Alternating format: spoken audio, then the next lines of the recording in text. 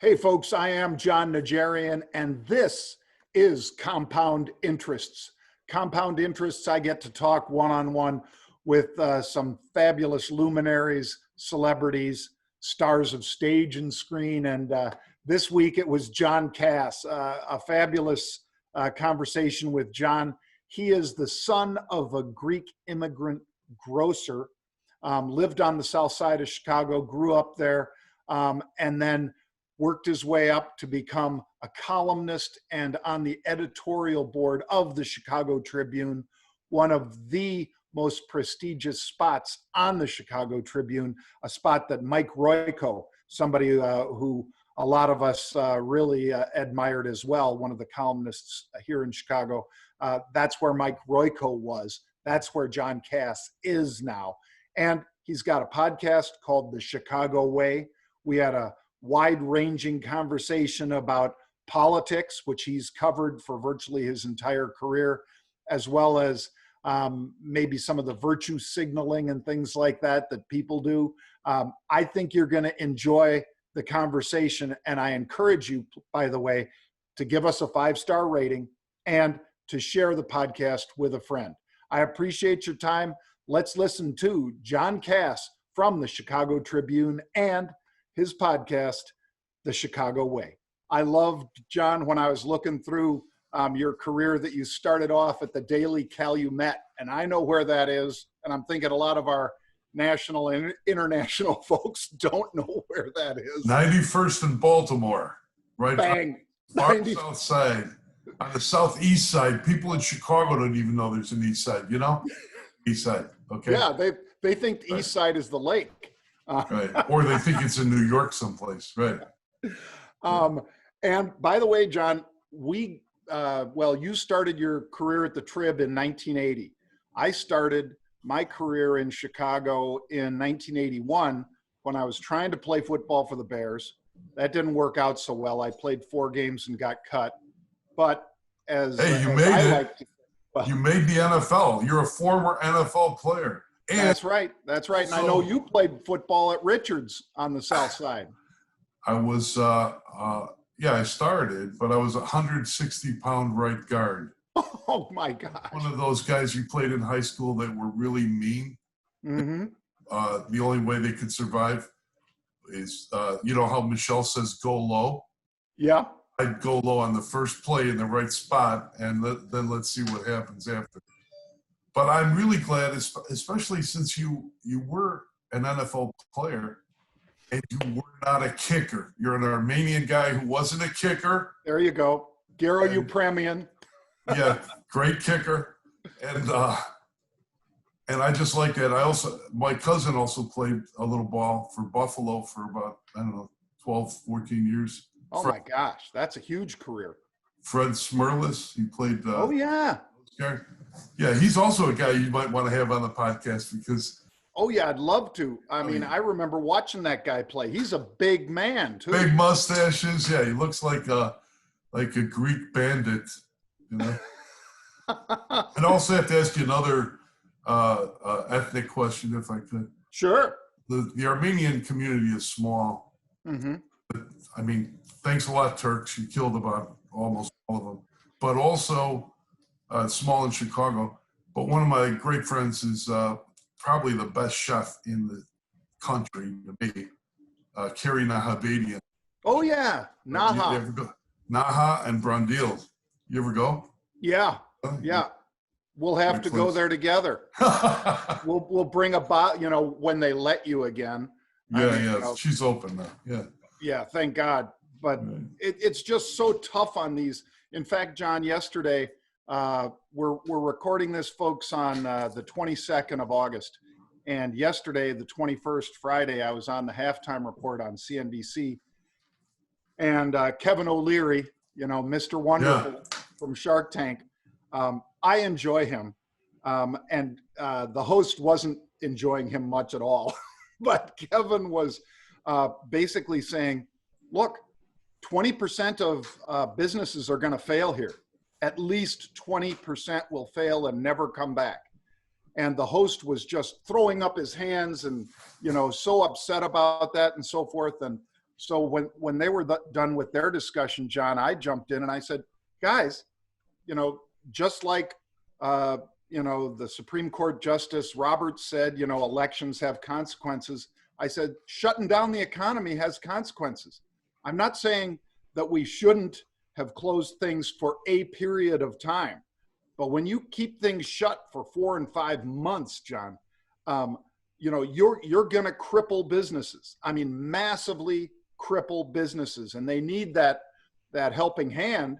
They think that, oh, you're ruining capitalism by doing it. You're ruining capitalism by shutting down, by the government forced shutdowns. And publicly traded companies, sure, a lot of those will survive. But especially the private ones, who, John, you mentioned Nahabidian. I guarantee you she has millions of dollars into those restaurants, each of them. Because you don't open a restaurant these days unless you've got $2 to $4 million in the city of Chicago, and probably double that in New York. And then you've got, of course, inventory, not just the liquor. The liquor's fine, but if you have somebody that gets sick, the veal doesn't last. Yeah, the veal. You know what? I'm kind of an anomaly because I did not go to a fancy college. I went to a college with a bunch of lefties. I was like the token conservative at Columbia College. Although I learned a lot. Good instructors. The instructors were professionals, so yep. I wanted to know what they knew. But one thing I've noticed in my years in journalism, not too many people, and I've asked this when we have discussions. I go, any of you payroll? Have you ever made a payroll? Have you ever had like other families dependent on you when you sign the check for them? And no one raises their hands, right? No one. And I think it's because they don't, they're not from business. I grew up in a small business.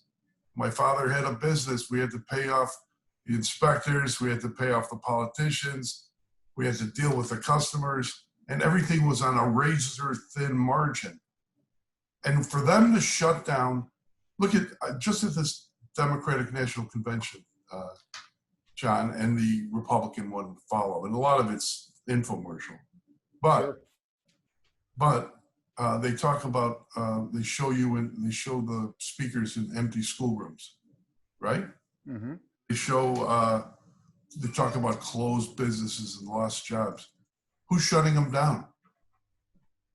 The blue state governors are shutting down business. You can't, even in Chicago now, you've got Catholic schools open, but public schools aren't open. Why? So that means mom and dad can't work, or at least one of them can't work. Because my brother's, as Chris, your colleague said, he knows him. My brother runs a grocery supermarket in Naperville. Okay, in the suburb of Chicago. Mm-hmm. And all those cashiers go to work every day. They go to work every day. They deal with hundreds and maybe thousands of people a day in a busy store. Aren't they frontline workers? Don't they count? Or is it just the teachers? I don't want to see anybody get sick. No. But if you have comorbidity, stay home. But if you're young and healthy and you're teaching 5-year-olds or 7-year-olds, come on, man. Go to work. Yeah, I agree. Kids need to be in school, John, and we need to open up our country. Yep, a lot of it is, and if I'm being generous, I'll say it's unintended consequences. If I'm a conspiracy guy, I'll say it's fully intended.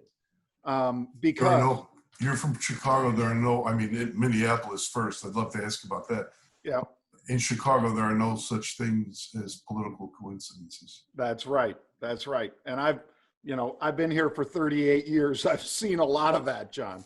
And I think the viewers and listeners will kind of get a taste of that as you and I talk about it.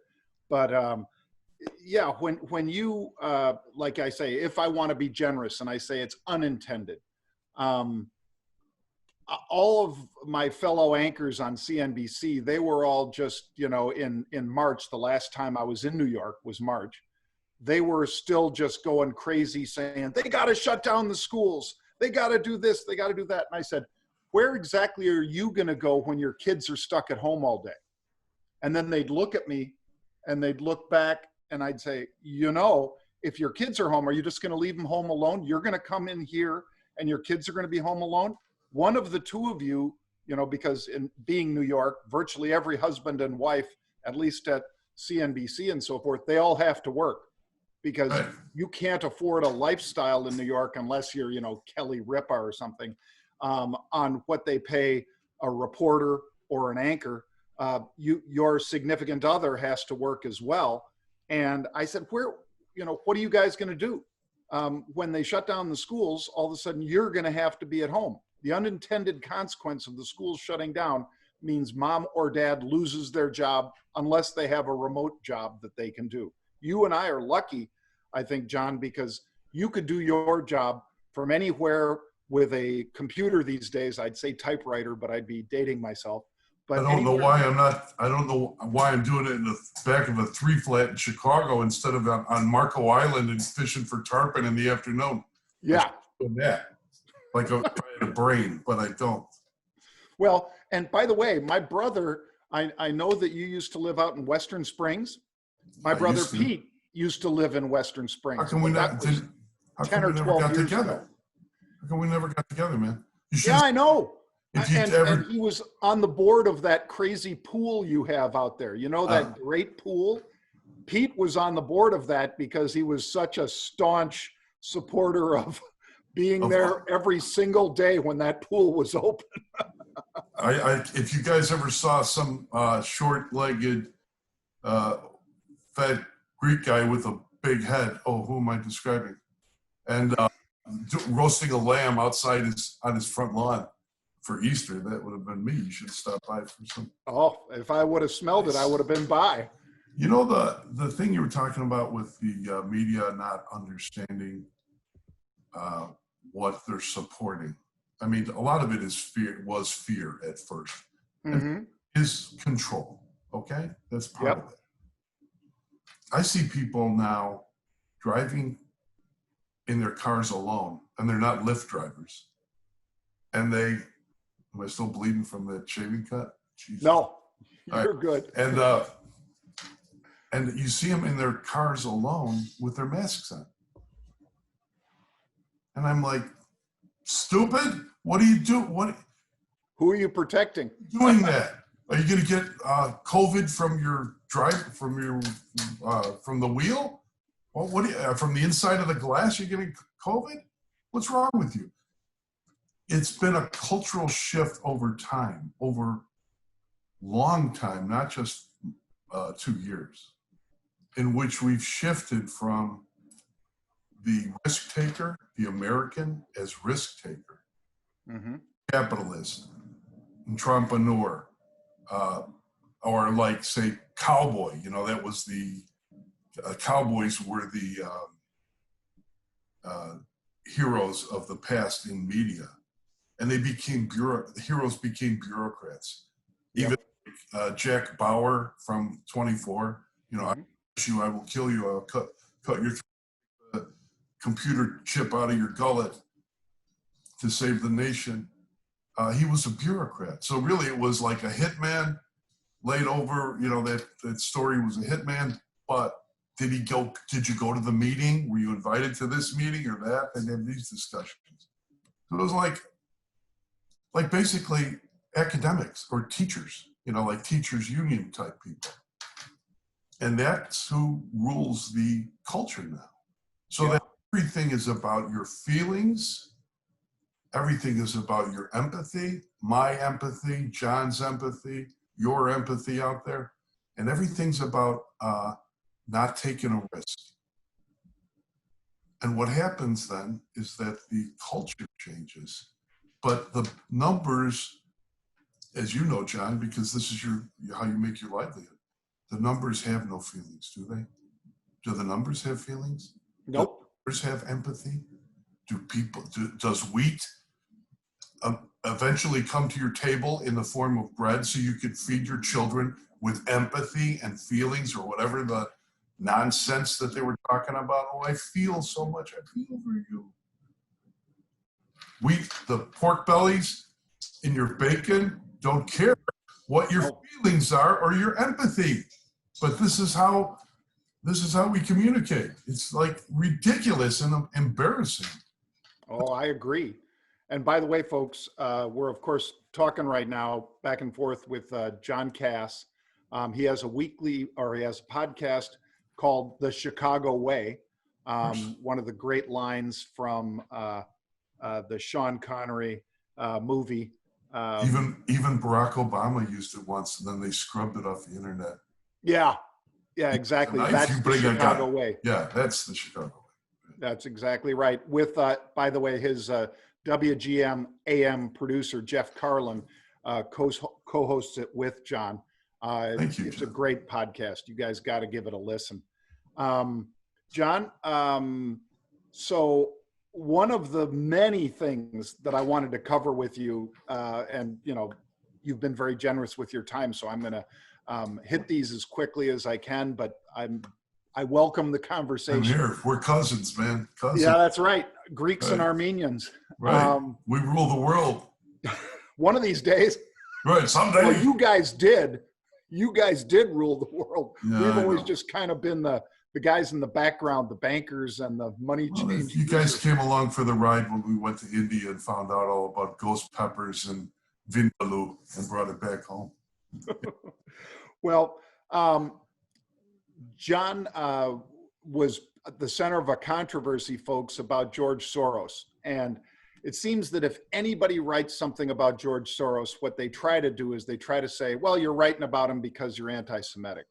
And there was nothing that you put in your columns or that I ever heard from you, John, that was anti-Semitic, ever.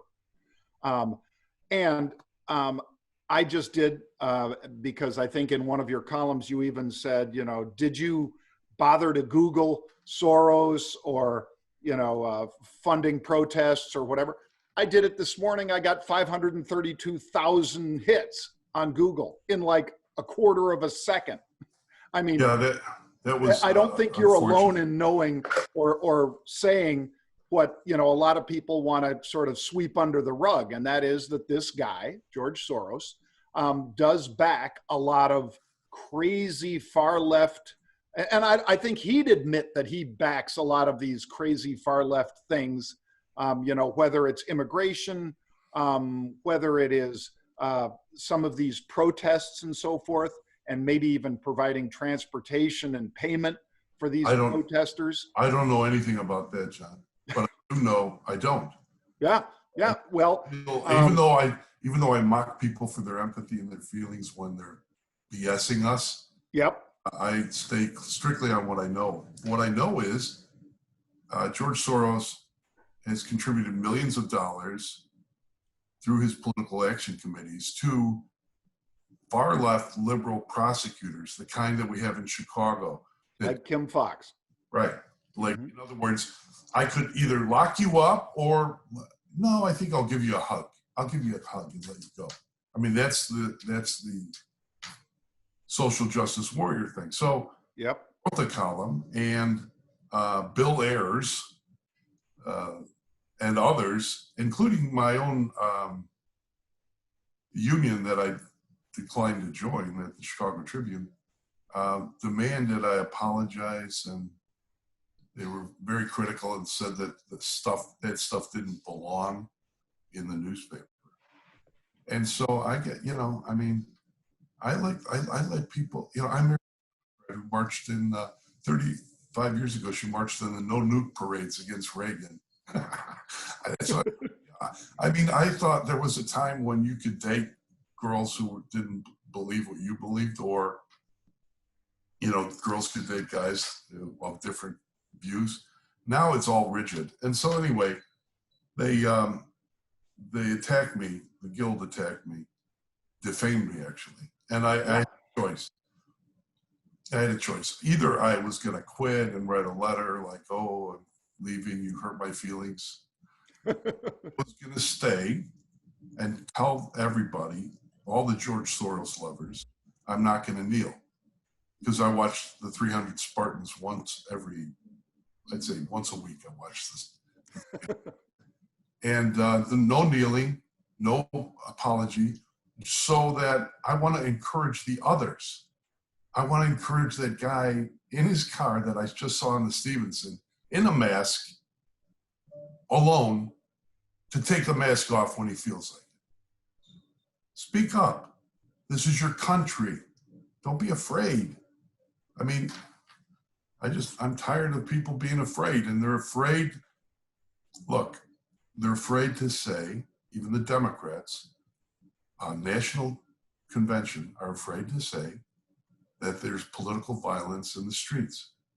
And everybody who has eyes can see it.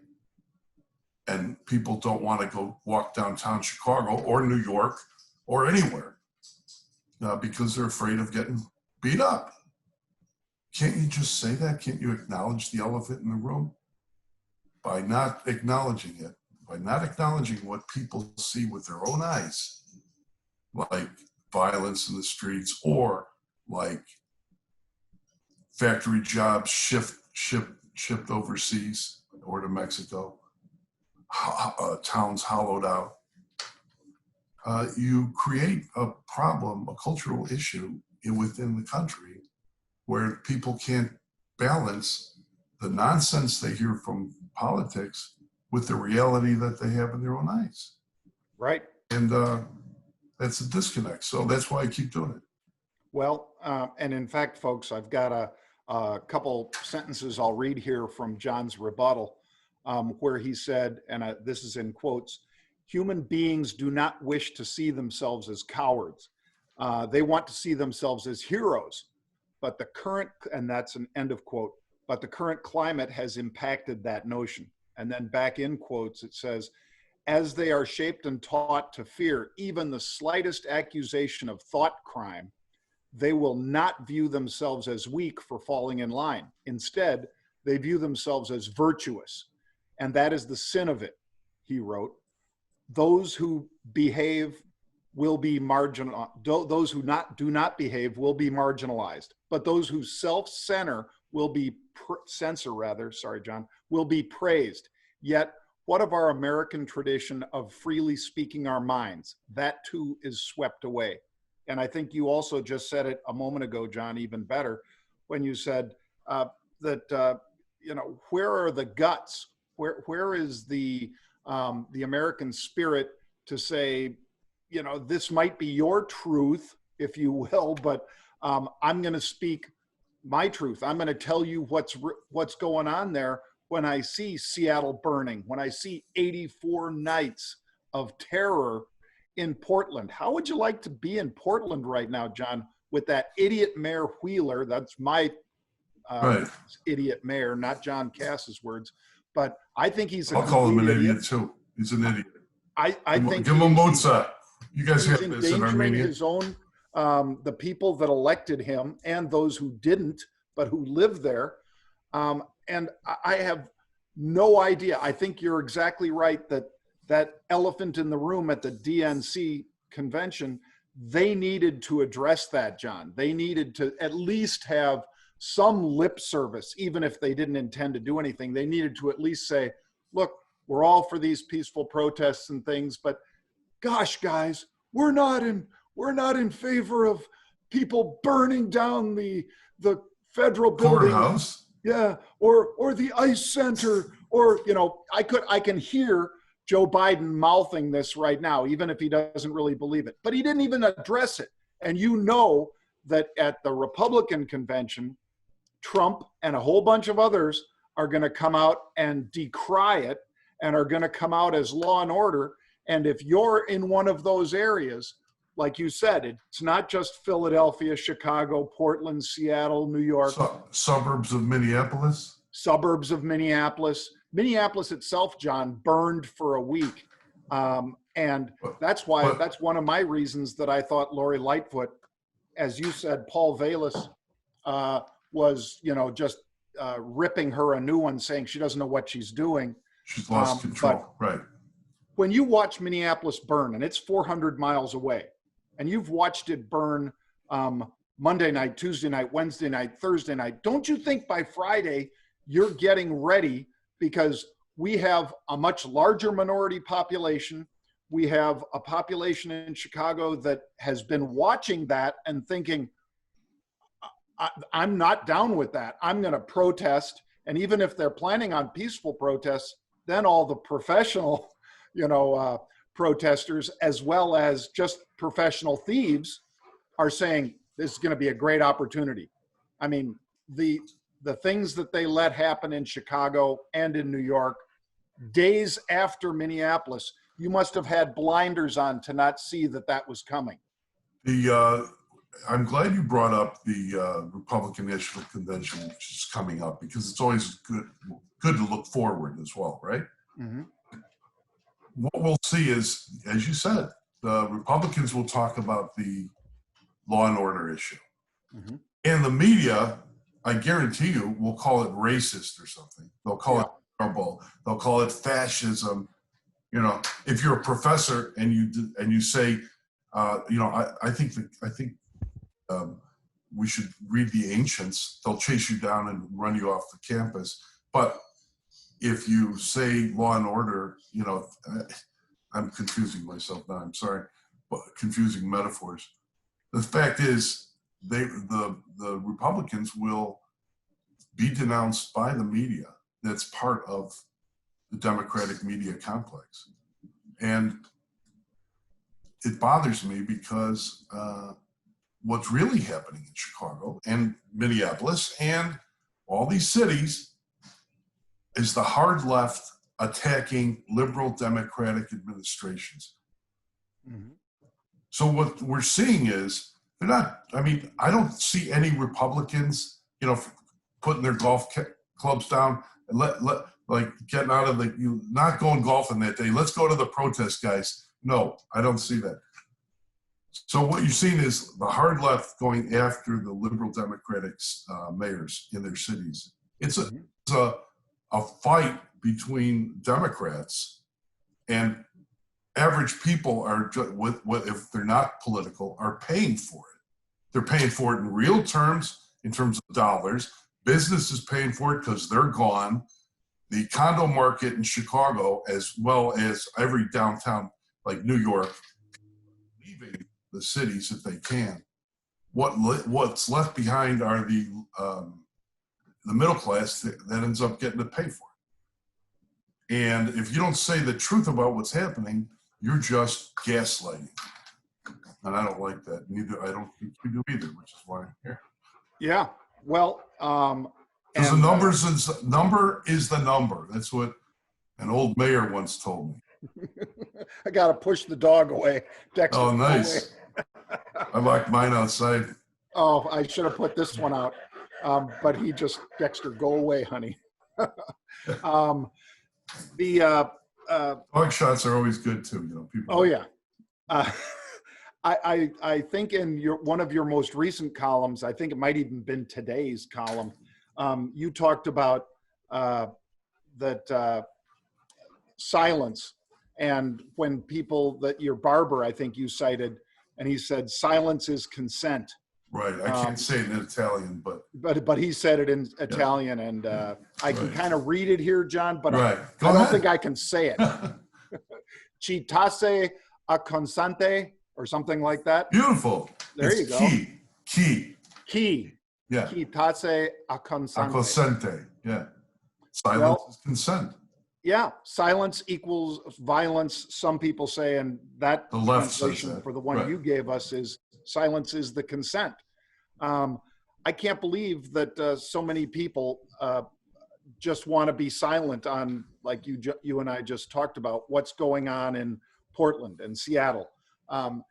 Chicago, not as much, although we did 2 weeks ago, of course, have that horrible night where as soon as the thunderstorm stopped, a bunch of peaceful protesters drove from the south side to the north side and looted Michigan Avenue again, Best Buy, Apple stores, Binny's, all of these businesses again. And the mayor knew it was coming. They saw it on social media. And there's nothing they like didn't do stealing anything. there's nothing like stealing a bunch of Ferragamo bags to prove that you're down with the struggle. Right? Yeah. But yeah, she did. She knew. I don't think they knew quickly enough to give her some credit there. She allowed the first one to happen. Yep. The city allowed the first riots and all that to happen. Then they raised the drawbridge. My good friend Charlie Lipson at the University of Chicago wrote a piece for Real Clear talking about raising the drawbridges is like a castle defense, you know. Like he goes, all we needed were the Welsh bowmen on the ramparts. And but what does that say? What is that? And now she's getting rid of no protesters on her block. She's getting rid of the protesters. Cops are getting them, moving them out. Democrats don't want to talk about it at all. What does that say to the people? I don't think bad as many do. I know my friends criticize her. I'm a conservative. I have a lot of conservative friends. And like Danny Proft, Vallis, who's not a conservative, criticizes her. But I think she's inexperienced in Chicago. I think she has a lack of old-time political guys who can sit around her and tell her no. Everybody needs that. And you know who really needed that? President Trump. Oh, yeah. Right? You need to, like, hey, Mr. President, can I have your phone? Give me I'm taking it. Keep your damn thumbs off Twitter, man. You're the president of the United States. John, if he could do that, he would already be up in the polls. Yeah. By the way, this might be the first convention in modern history where the poll numbers dropped during the convention. Instead of getting excited, the numbers are dropping. Trump is narrowing the gap. Why is that? He's still doing his crazy stuff on Twitter, but the Democrats had no message. Their only message was, well, he's the bad orange man. Whether they want to, whatever else about him. He's a Trump, fascist. He's clear. The fascists are on the other side. Yeah. The fascists are those who believe in big corporate and big government. Like this. That's fascism, okay? Yep. Sorry, kids, you didn't go to school because you were taught by morons who listened to Howard Zinn or Herbert Zinn or whatever his nonsense was about. Yep. That's fascism. What Trump is about is not, but the fact that the Democrats cannot deal with the elephant in the room, like we've been talking about, the violence. People see that. I've got friends of mine, look, I would like to go take Betty to Valari. I like Valari. There's a restaurant. It's a great restaurant. I'll meet you there.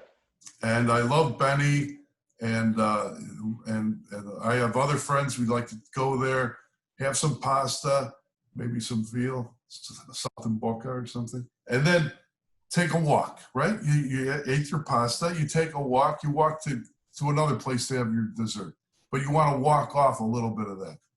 It's been a beautiful summer to do that, or to go to Brundeel, Carrie, wherever, and then take a walk in this beautiful city. Tell me any guy who's got, some money, who can afford to go to a restaurant that doesn't wrap up the cheeseburger and wants to spend money and take a walk with your wife. Anybody doing that in Chicago or New York? Anybody doing that in Portland or, anybody doing any city now, San Francisco? Really? I don't think so. I mean, there are probably a few, but I'm not Michael Bloomberg, so I hire a bunch of, tough guys to walk behind me with bulges in their jackets. Right. Well, John, I mean, for months, I was saying what I was hearing, because I grew up in San Francisco, and then we moved to New York to Minneapolis when I was 12. So I have a lot of friends in the Bay Area still, and in LA, and they're fleeing. And when I would say that on Twitter, people would come at me and say, oh, if they're fleeing, why aren't the home prices dropping and this and that? And then finally, somebody cites Zillow, and Zillow put out a bunch of facts about the Bay Area and all the people that are leaving. They're saying, I'm done with this. I'm paying these huge taxes and I'm just getting crushed in the Bay Area, for instance, in San Francisco. And the homeless don't even use bags. I mean, like a bag for your dog. Yeah.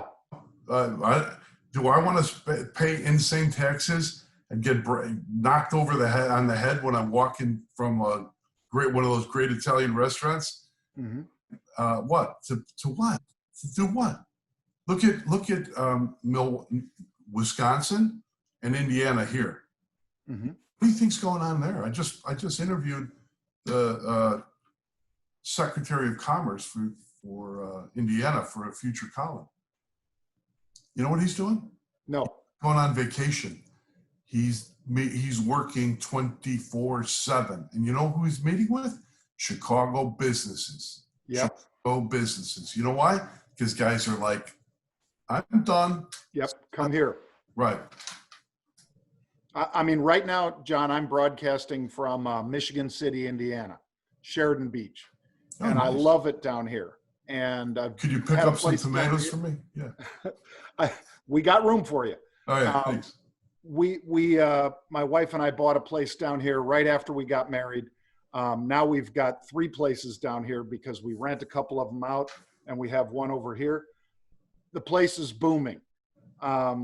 The restaurants from Chicago, many of the same restaurateurs that said, and it started obviously before the violence, but Right. They started moving those restaurants down here because rent, they can afford it, taxes lower, and now with people, I mean, I have been able to literally throughout the entire shutdown, John, I've been able to go out to a restaurant down here and eat inside when it was cold, granted with a lower amount of folks, but still you could go out and eat in a restaurant. And now with the outdoor dining and so forth, it's practically like normal. And you go to Chicago and it's like, the movie Contagion or something like that. I mean, you can't believe it. From a business perspective, I mean, just look at the way the politicians look at it. Mm-hmm. In Chicago, just for a restaurant, you can only have 25% of your tables. Yep. Right? But you have to pay 100% of your tax, 100% of all your fees to the state, the city, the county, and all that. They don't just say, hey, you know what? We imposed a cut on your revenue stream, so we're going to cut our taxes. Do they say that? No. Indiana, or Wisconsin, I don't know Wisconsin, but Indiana, the taxes are much lower. So even if they did that, the impact on businesses wouldn't be the same. And the same thing goes for everything in business. My problem is journalists didn't grow up. Many of them did not grow up in family businesses. Like I don't know anything about money. John, I have to call you later so you can advise me, because I'm going to take whatever meager savings I have and put it into pork bellies until after the election. I was thinking about that. But the fact is that people in journalism don't meet with people in business. They don't have any empathy for it. Mm-hmm. Right? Yep. We're like teachers' unions now. We're a bunch of Karens in many respects. And we got to get back to, okay, I don't want to bring back the cowboy, but I'm going to watch that movie, Lonely Are the Brave. Mm-hmm. The last cowboy in the modern world. And he goes and finally gets hit by a truck. You didn't want to handle it. I mean, the fact is cowboys can go away, but if business goes away, if the entrepreneur goes away, if the investor doesn't take risks, what happens to the country? There's no bread or bacon for the Karens to have nourishment so they could scream at us. Yeah. They're going to be hungry. Right. Well, one of the things, John, that because of the business I'm in and so forth, managing money, looking at companies, looking at bottom lines and so forth, trading, is that I look at New York shutting down for months, March, April, May, June, July, August, 6 months of shutdown. And again, we talked already about Nahabadian and the big restaurants and things like that. Right. Your friends and mine, I'm sure, at Gibson's Italia, all of these great restaurants, the people that, really put themselves out there. There's not an appreciation for those entrepreneurs. When you do shut down that long, you lose chefs. They're going to go somewhere else. That chef has bills, just like we all do. That chef, if Florida's open, if Texas is open, if Arizona's open, they're going to go there because they have to earn a living somewhere. They can't just sit there. Usually that chef, or whether it's a sous chef, whether it's the person that runs the desserts and the bakery and all the rest of that, you've decimated a lot of these restaurants with their top talent. And not just the restaurants, but the suppliers. Yep, the suppliers. There's a guy, Mino's Prime Steaks. Do you know those guys? I know the name. Yeah. They're great. They used to only supply restaurants. I called up these guys because a friend of mine said, yeah, they're selling steaks to individuals. And my wife was saying, hey, I'm hearing steaks are going to be hard to come by, which is not true, but right. Nonetheless, I called these guys at Mino's Prime Steaks, and the guys, one day delivery, the very next day they bring you a big box of fresh cut, New York strips, bone-ins, whatever, tomahawks, whatever you wanted. And they've had to morph. They've had to change their business to survive, and God bless them, they did.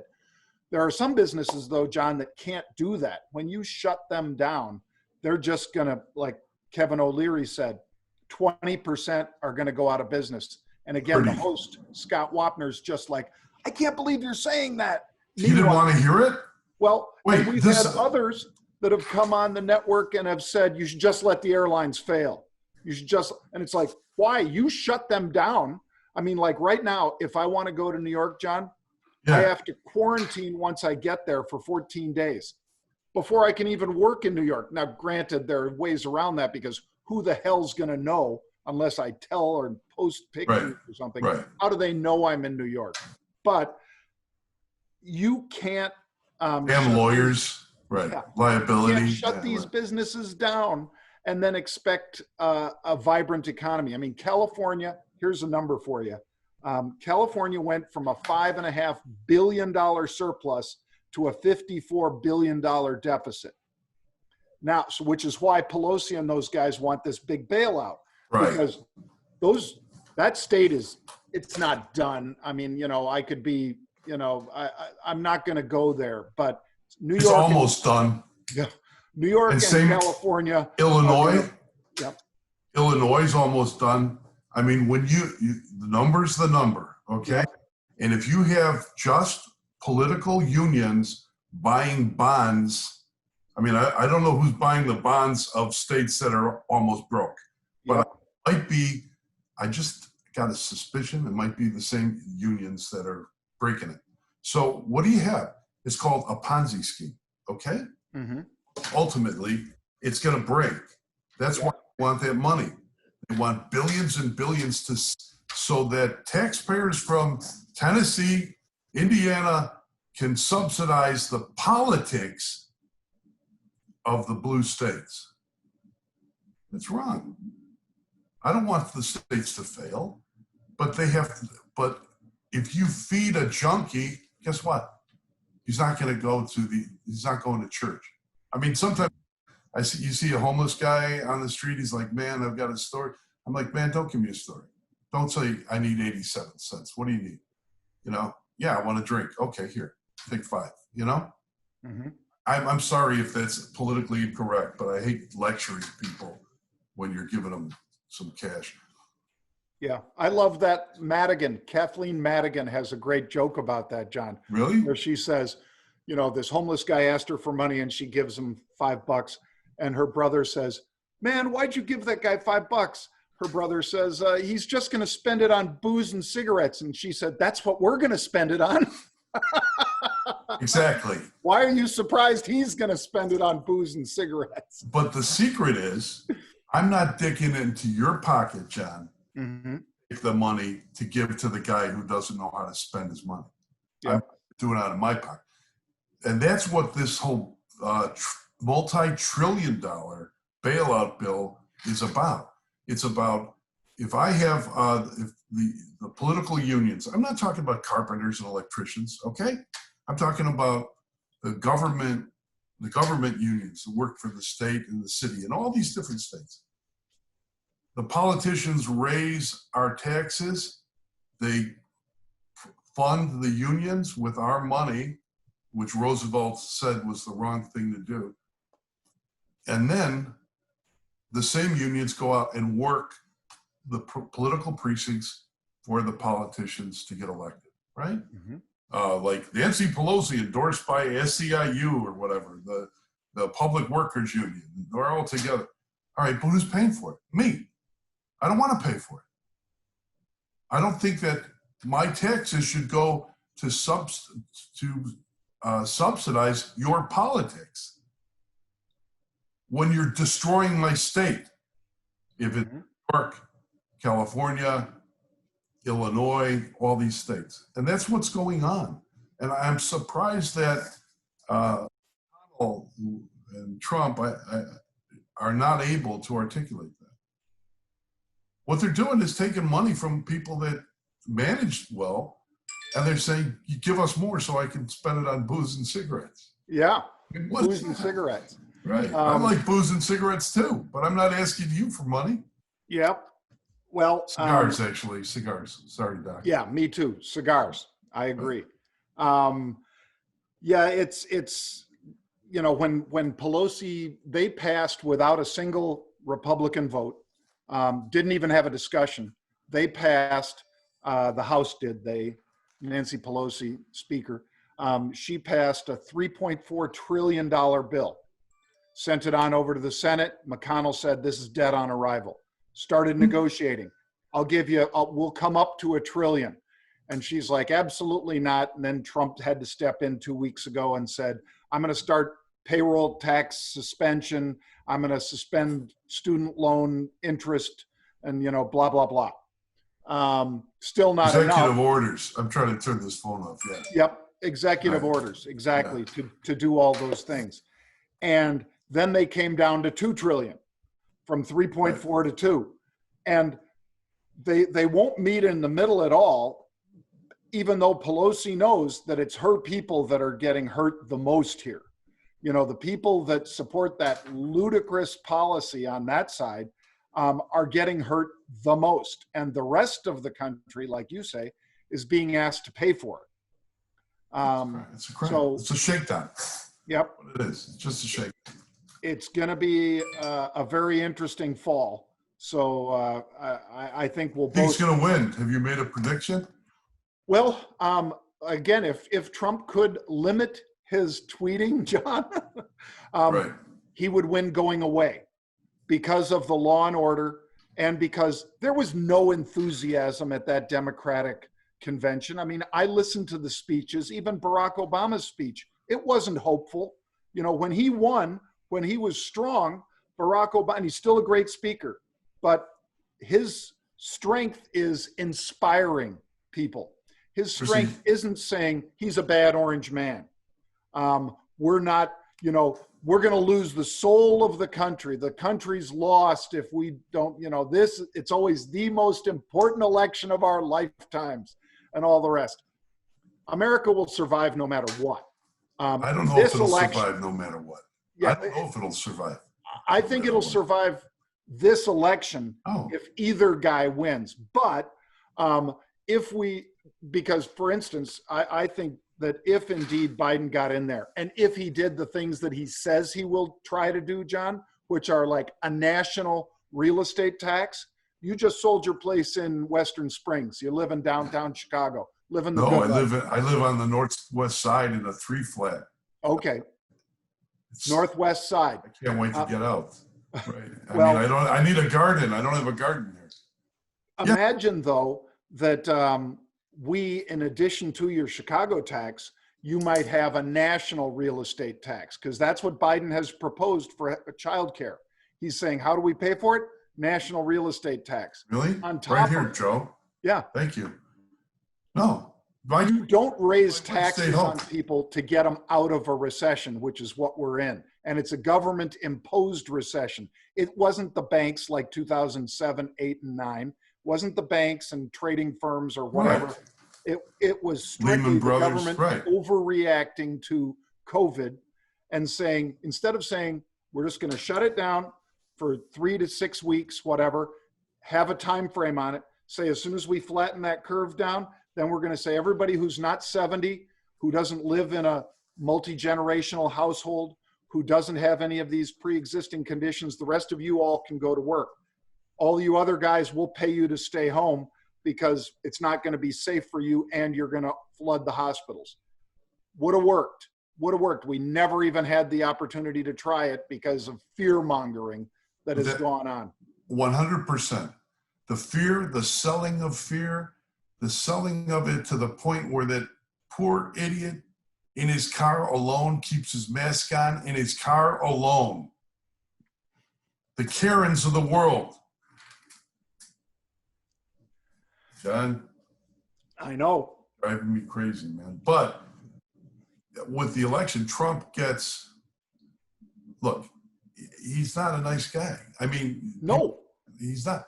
He wasn't elected to be a nice guy. He was elected to kick Washington in the special purpose. Yeah, but below the waist. And he did. Yep. Right? And they hate him for it. And yeah. China hates him for it. And all those guys making China money hate him for it. Right? Mm-hmm. Going on now behind the scenes. Somebody should admit it. That's part of it. How about when Biden tried to take some credit for the UAE and Israel peace deal? And he said, well, you know, Barack and I, we really sort of, yeah, you were a catalyst for it when you tried to, you know, give Iran a nuclear missile and the rest of the, or nuclear weapons rather, and the rest of the Arab world said, that's not a good idea. These guys over here, we don't want them to have nukes. It is that deal between UAE and Israel and the United States, mm-hmm. so significant and important. Of course, Trump won't get credit for it at all, but from the media, which is another problem, right? Mm-hmm. I think the country can, look, the average guy, the 30% that's in between the Democrats and the Republicans, that average person should understand. In 2 years, you could handle Trump for 2 years, okay? In 2 years, he's going to be a lame dog, right? Right. And if you had Joe Biden, that's let's see, he's going to be president, what, for 2 weeks after he's inaugurated? 2 weeks, and then it's Kamala. Yeah, then Kamala for that term, the next term, and the term after, right? Yep. It's really 2 terms. That'll anger Michelle Obama and Barack, because I don't think they wouldn't mind if Trump became president so that Michelle could become president after him. Mm-hmm. I'm just saying, I'm spinning something that's probably not. No, I'm just you're thinking. not the first one to spin that one, John. Yeah, I'm just thinking. I've only covered politics for about 7,000 years, but that's how I see it. That's how I see it. If you have Biden, the economy will not come back. Nope. It'll tank, because if he's elected, I mean, look at what people are. This is your business. What are people doing with their money right now? Money markets or something conservative. They're waiting, even though the stock market's going up. They're doing safe stuff with their money. Right. I mean, the number for savings went up dramatically, John. So with the payments that people got, an awful lot of it went to pay down debt and to go into the bank. Some, maybe 3 million, which is a real minority of 335 million, 3 million opened new trading accounts. So that's a good thing. And hopefully some of those guys and gals made money. But yeah, the thought that I'd leave you with, John, maybe is something along the lines of numbers don't lie. So what I mean by that is when you're Lori Lightfoot or Bill de Blasio or that idiot Wheeler out in Portland, when you're any, or Newsom out in California, the governor, when you're any of those people, when you only have Postmates and Uber Eats and, you know, taxes on these kinds of businesses rather than the rest of the city of Chicago, New York, Portland, Seattle, when you only have, you know, people delivering you McDonald's with the markup that the city gets from that on Uber Eats or Postmates or whatever, you can't survive. And yet there have been no cuts, and they continue to spend. For a while, de Blasio was spending $2 million a night to put 13,000 homeless people in hotels in New York. And that's because I want the Pierre, please. Yeah, that's Chef not a Briand, conspiracy theory.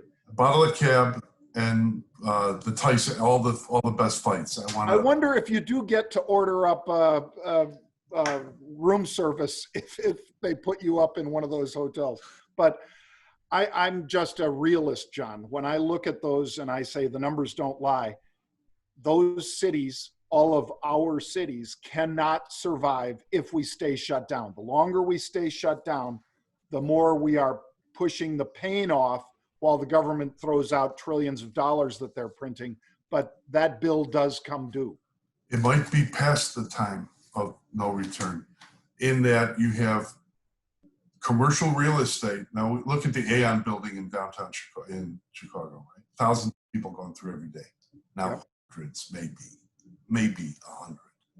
I'm not just picking one building. Every major commercial real estate is down, right? When it goes down, you tell me, because I'm not a money guy.